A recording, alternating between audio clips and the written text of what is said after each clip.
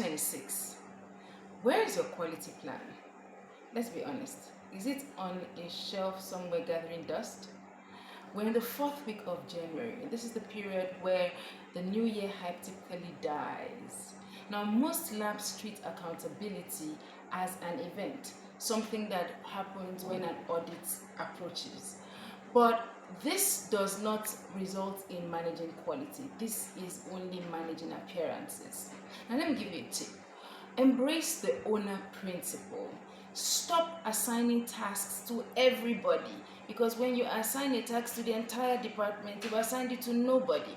Ensure that every responsibility and task has a duty slot that is responsible for it.